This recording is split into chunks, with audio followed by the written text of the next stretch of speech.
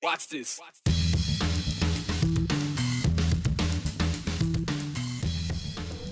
This Friday on the 208 and Beyond, tracking education data. Yeah, people love to debate spending on one of Idaho's biggest budget items, public education. And a new tool from the state controller's office will help Idahoans, stakeholders, and lawmakers have informed discussions. A new nonprofit to honor an Ada County Sheriff's deputy killed in the line of duty last year is set to support wounded first responders and their families. Aspen Schumpert brings us their story. And we're counting down to the 100th anniversary celebration of the iconic Boise Depot. We've got a special throwback to the 1990s. Maybe you recognize and remember this so Idaho memory. Accountability and transparency are certainly buzzwords in the world of politics, and in discussion about Idaho's budget, we heard from dozens and dozens of lawmakers, dozens and dozens of times, that there needs to be more of both of those things in the Idaho Public Schools portion of the budget. The 2026 fiscal year budget has public education, public schools specifically, accounting for 49% of the entire budget for the state of Idaho. The conversations in education vary, but we did hear in the school choice realm that some Idaho lawmakers wanted to see more accountability from public schools.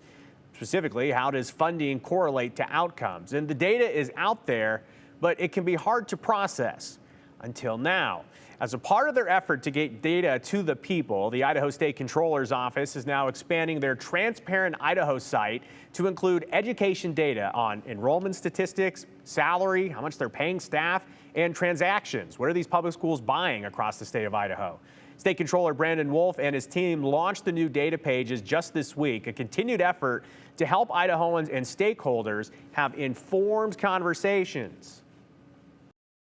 I think it makes all the difference. You know, being able to have that, to go to one place to quickly look it up and compare, being able to help tie in that you can be a school district in rural Mackay, Idaho, comparing it to Cary or to Twin Falls or to Napa. You can check now and see, how does my school district compare? What are we spending on an administrator? Is the money really going there? And so many legislators come to me and say, hey Brandon, we've spent so much money on education. We've put that investment in, but where is that money going? Is it going to the students and going to the teachers? Is it going the right places where we wanted it to go? And this is just the beginning. Controller Wolf and their entire team is already looking for ways to expand the data to include more insights or specific looks into things. And they're also looking to hear from Idahoans. What do you want to see? What data and visualizations would help you in your daily life and your conversations? We have a great link on the website, ktvb.com, that we'll add there for you, but you can also just go to transparent.idaho.gov to learn more. Well, the dust has settled on the 2025 Idaho legislative session. Literally hundreds of bills flew around the State House. In fact, it was an all-time record in terms of bills printed, and some made the mark, earning the governor's signature. Others remain sitting in the proverbial desk. But this Sunday morning on Viewpoint, we're getting reaction from the minority party.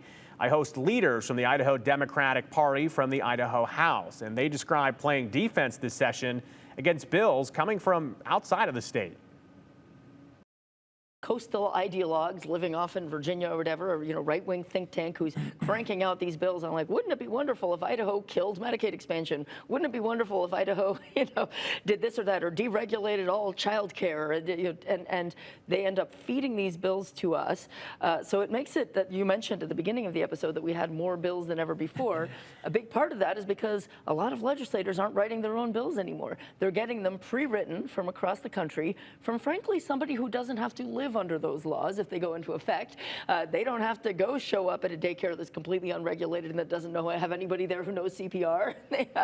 They don't have to work in or live in our medical system once all the hospitals have shut down. So we have seen a lot more of our agenda driven from that end. I think we've also seen this real trickle-down ideology, as I mentioned at the outset, go into effect, where our tax code has now completely become a system for funneling money, if you will, away from lower income working families and over to the wealthiest and most well-connected people and corporations in the state.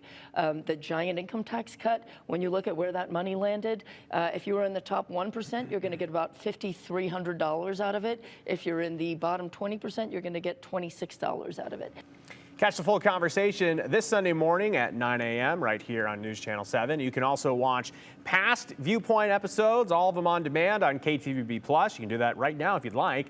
You just have to go to KTVB+ that you can download onto your smart TV and watch for free. A new nonprofit has been started in honor of the Ada County Sheriff's deputy that was killed in the line of duty last year, almost exactly a year ago. The nonprofit says that it honors the memory of Deputy Tobin Bolter by supporting wounded first responders and their families. And our Aspen Shumpert joins us here on the 208 on a Friday. You spoke with nonprofit leaders. What's their mission? What are they trying to do here? Yeah, Joe, the nonprofit, the Tobin Bolter Memorial Project, launched just days ago. It's led by a Pocatello man, Samuel Farrell, who says he knew Deputy Bolter before he passed. Farrell describes his relationship, having known Deputy Bolter in a professional capacity that grew into what he considers a family-like relationship through their shared Christian faith. The Tobin Bolter Memorial Project has two main components: a scholarship program for law enforcement students and biblical study students. Beyond scholarships, the nonprofit will provide support services for families of both wounded and fallen officers. Farrell compared the Tobin Bolter Memorial Project to the Wounded Warrior Project, which provides programs and services for wounded veterans and their families worldwide. Farrell says the Tobin Bolter Memorial Project will focus on Idaho first responders, with hopes in the future to take its efforts beyond state lines. My vision is to, I guess, kind of be that comfort blanket to the officers that make it through such a tragedy, while if they, ultimately succumb to the injury, being able to recognize the sacrifice that they made in a way that is honoring to them and their family, as well as God the Father. Farrell is working with Deputy Bolter's wife, Abby, and her father, Benji, who have given their blessing for the project.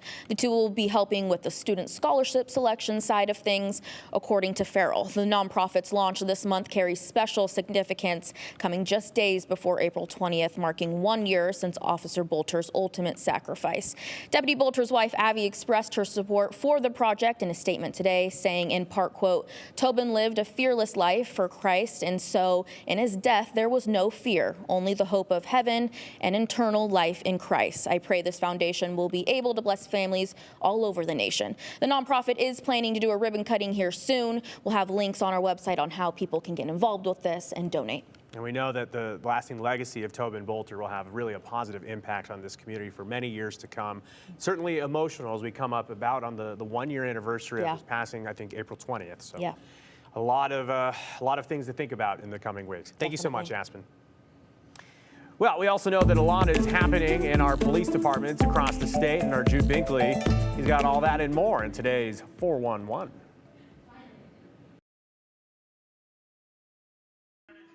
The Coeur d'Alene Police Department is asking for battery and false imprisonment charges for 5 private security guards who dragged a woman out of a Kootenai County Republican Central Committee town hall meeting earlier this year. In a viral video, security guards for Lear Asset Management are seen forcibly removing Teresa Borenpaul from the auditorium at Coeur d'Alene High School.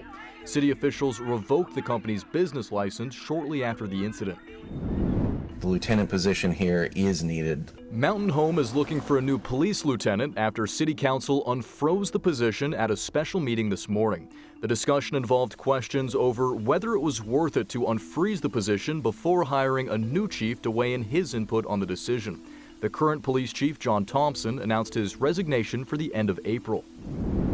The city of Caldwell confirmed yesterday Officer Butler is no longer an employee with the police department. She is the Caldwell police officer who filed a lawsuit against the city and police chief earlier this year for sexual harassment. Officer Allison Butler has been on leave since April of last year. The city said it wasn't because of disciplinary action, but Butler's attorneys say this is the most recent act of retribution against her. Butler's lawsuit is still pending in federal court. In just its first few weeks, the Caldwell recall effort has already collected about 1,300 signatures to recall Mayor Jerem Wagner and several city council members.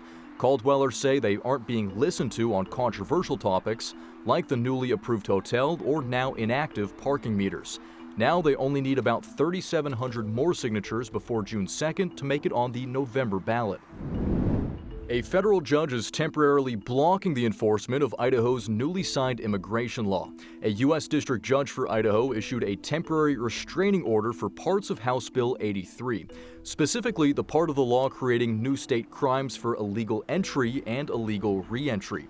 Other parts of the law, including provisions that require local law enforcement to cooperate with federal immigration authorities, are allowed to go into effect. The temporary block will remain in place until the judge issues a written decision. And that's the 411 on the 208. I'm Jude Binkley.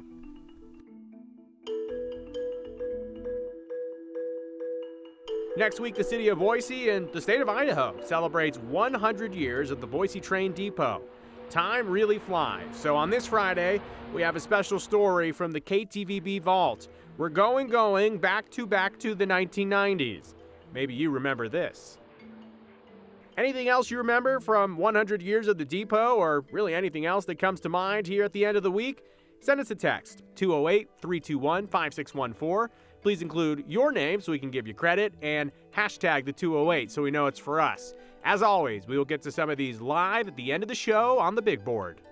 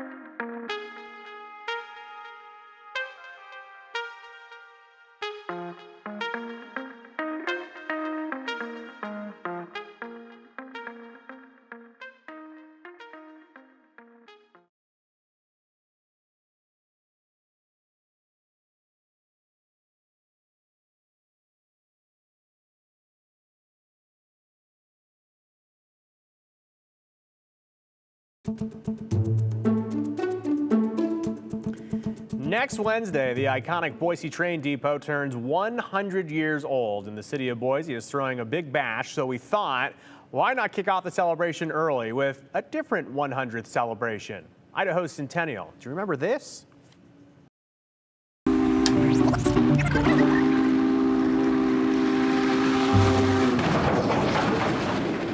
Like a scene from years gone by, this vintage Union Pacific train is steaming its way across the Gem State.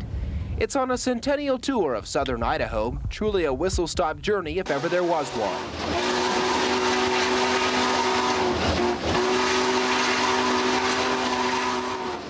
The train is on a 6-day, 14-city trek. Its first stop in Idaho was Montpelier on the eastern border. And like everywhere it goes, the steaming giant was greeted by an enthusiastic crowd. For some, it was like nothing they've ever seen before. For others, it was a chance to reminisce. One of the best train rides I ever had, or probably the most exciting. I went from Fort Lewis, Washington to Hammond General in Modesto, California when I went in the Army with 21 other nurses. And what Idaho Centennial train would be complete without our state's governor? While Cecil Anderson never campaigned from the back of a train, on this day you could mistake him for Teddy Roosevelt. How old are we going to be? 100. 100 years old on July the 3rd, and that's what we're doing. And I'm glad you're here. Hey, say the ride's been outstanding, and we've had a lot of people in Idaho celebrating the Centennial. I think there's a lot of enthusiasm for lighting that 100th candle on the cake.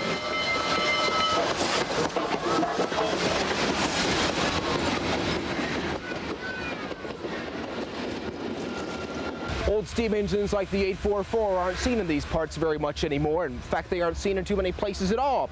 You see, back in the 60s, they gave way to diesel engines, and the steam locomotive pretty much went by the wayside, except for this one. Union Pacific has saved it, restored it, and placed it into special service. As the 844 steams its way through the Gem State, along the way, hundreds of lucky Idahoans have the chance to step aboard the old train and step back in time. Oh, this is heaven. Just can't explain it any other way. I'm so glad I got to go. I didn't think I'd ever ride again. It was really neat to see things from more like the inside out. It's really a different view of things. Great to me is going back in time and riding a passenger train like used to across the country. At least for now, the steam locomotive is king of the rails, turning heads and rekindling memories. Memories of an Idaho that once was, memories of a state with 100 years of history. David Mills, News Center 7, your Centennial Day station. News Center 7. Boy, that was a cool one. And we didn't just show that just because we were reminiscing about 100th anniversaries and trains. We'll tell you why. So that Centennial train, as you may know, it actually made its way to the Boise Depot, where a large crowd welcomed it into the City of Trees. In the depot's 100th anniversary celebration, it spans 4 days. It'll begin this Sunday with a Family Day open house from 11 a.m. to 5 p.m. And there will be model trains, classic cars, guided tours in English and Spanish, food, face painting, and more. Then a projected art display will start Sunday at 8:30 p.m. just after it gets dark, and you can catch that every night through Wednesday. Then on Monday, there will be more free tours, this one on Monday with coffee. Tuesday, you can enjoy a discussion hosted by CityCast Boise about Boise's transportation outlook from 12 to 1, and that'll be in the depot's Great Hall.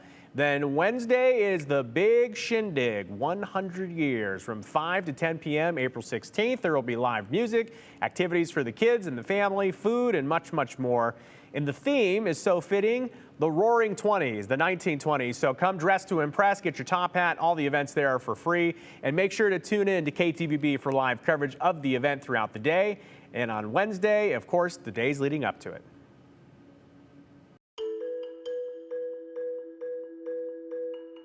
Still ahead this week on Beyond the 208, we head to Oregon, where a couple is connecting the Latino community to the outdoors.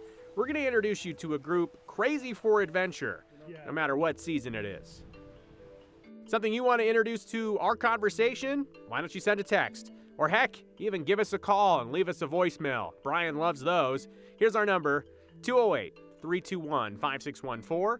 Please include hashtag the 208 so we know it's for us, and your name so we can give you credit, because we are going to get to some of these in a few minutes, live at the end of the show.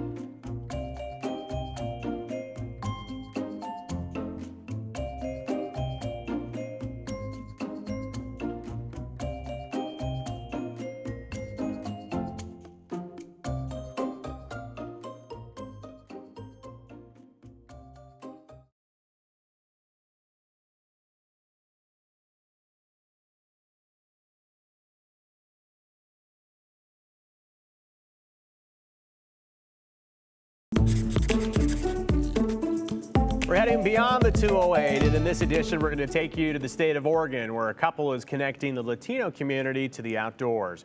John Goodwin, with our sister station in Portland, introduces us to a group crazy for the adventure, no matter what season it is. Buenos días a todos. Mi nombre es Aníbal y yo soy fundador de Loco por la Aventura. I felt alone for a long time, and I know how important it is to feel like you belong to somewhere.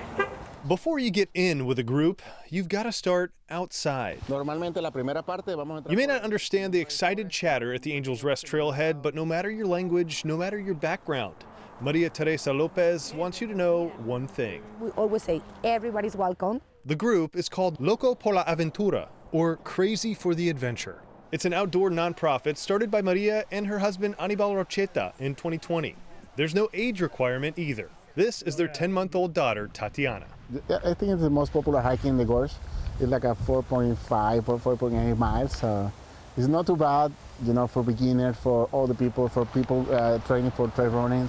And we try to bring, you know, family-friendly activities, you know, Latino-friendly activities, and even we are very welcome to everyone. So even if you don't speak Spanish, you are very welcome to join us. Anibal and Maria moved to Portland from Venezuela in 2014.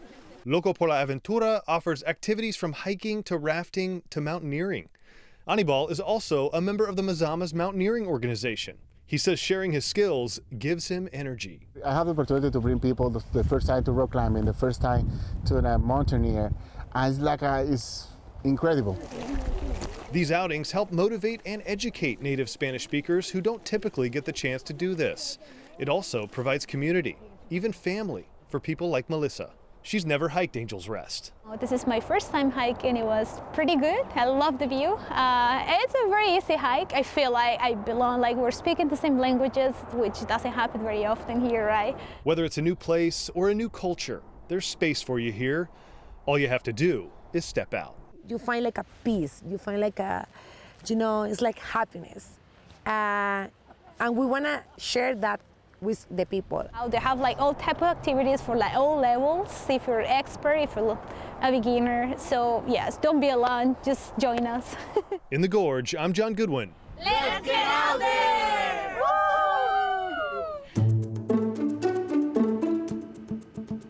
Well, you probably noticed that today is quite a bit cloudier, darker, and cooler, and that's because we have a trough moving into our region and a cold front that's making its way to Idaho as well. Only 68 degrees in Boise right now, 66 in Twin Falls, Sun Valley barely hanging on to the 60s, and then McCall down at 52. We have already gotten some showers preceding that cold front coming in later tonight. Looks like so far they've mostly been in the Central Mountains and the Owaihe's, but some scatters have been picking up in the lower Treasure Valley as well as the West Central Mountains.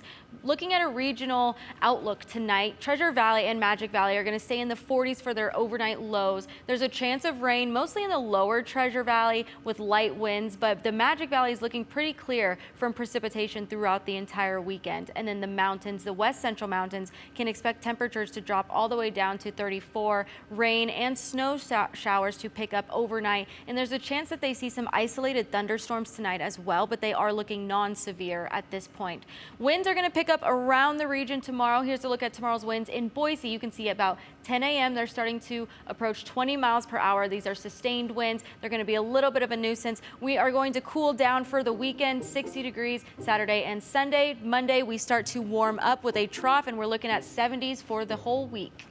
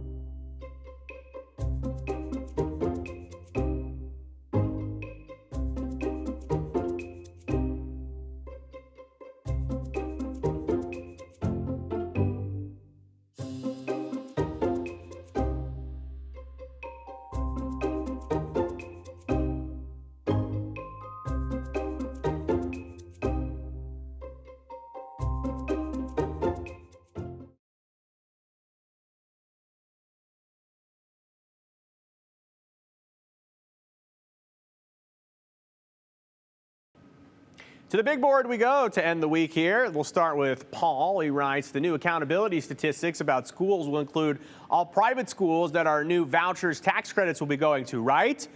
Right? Paul, I think you know the answer to that, but if anyone was curious, no, it's just for public education. Do you have to register to get a tour of the depot on Monday?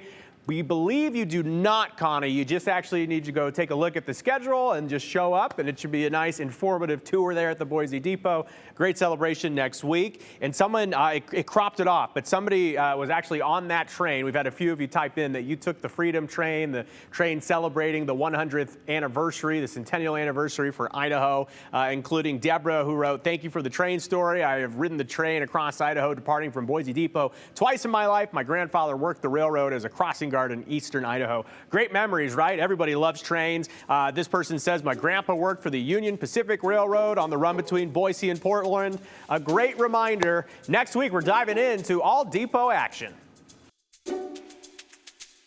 Continue with us and watch free now on the KTVB Plus app everywhere you stream.